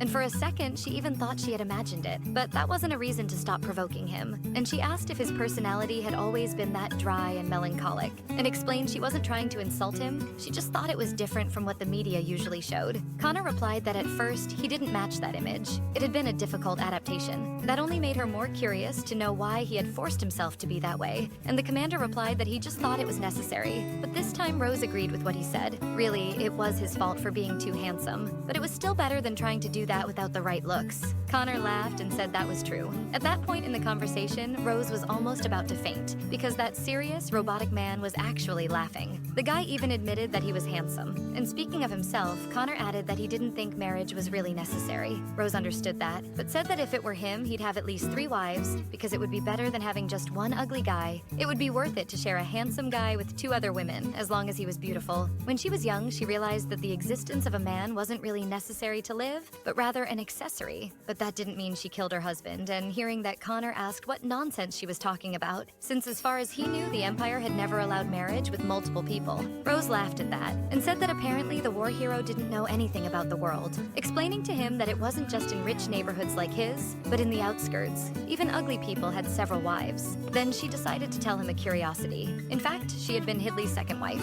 She only told him because she thought he'd be interested in knowing that, especially since she had never mentioned it anywhere else. After hearing that last piece of information, Connor told her to go to sleep, and she asked if the hero wasn't interested in hearing a little more about her. And getting closer, she said she had much more to tell, things that weren't in the articles, a secret and interesting story. But to her misfortune, Connor wasn't the least bit interested in that chatter, and just tossed her back onto the bed, while Rose tried to convince him to listen at least a little. Her plan to get information had officially failed, and to make matters worse, she wasn't in the mood to sleep. She needed to talk at least a little more. So she asked him if there was a problem with letting her loose at bedtime, but Connor said he would do that before sleeping, since he wasn't going to lie down yet, because he didn't need much sleep, and Rose asked if he didn't need much sleep, or couldn't fall asleep. He replied it was both. That explained why he always seemed exhausted. It wasn't bad temper, he just suffered from insomnia. Connor took the opportunity to hand her something, and showed her the teddy bear he had chosen. But Rose didn't like that very much, because as far as she knew, she wasn't a little kid anymore to sleep with a teddy bear. However, when she was about to throw it back at the commander, he said it was a gift from Lila. The little girl wanted to give that as a gift, and asked him to choose which would be better, and immediately Rose hugged the toy back.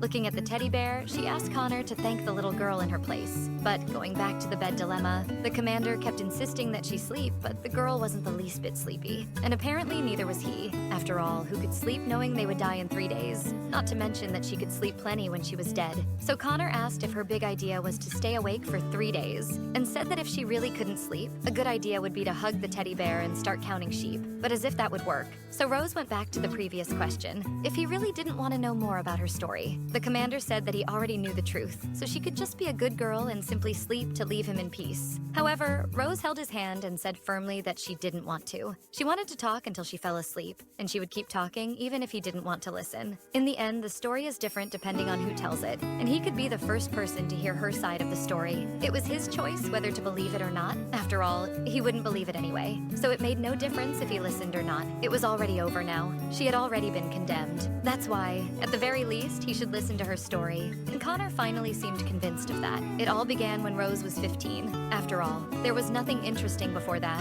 Her own memories were blurry before she turned 15. The most she remembered was always living in the Riorton orphanage because she hadn't left that place for 15 years. One day, she was being accused of being a thief. Some foolish woman was accusing her of stealing a ring from her room. Her friend tried to calm her down because the manager there didn't like it when things got noisy. But the woman only asked her friend to keep watch and turned her attention to Rose. What irritated her most about the girl was her daring gaze, as if she wasn't important. That got on her nerves. Before leaving and ending the commotion, she told the girl to return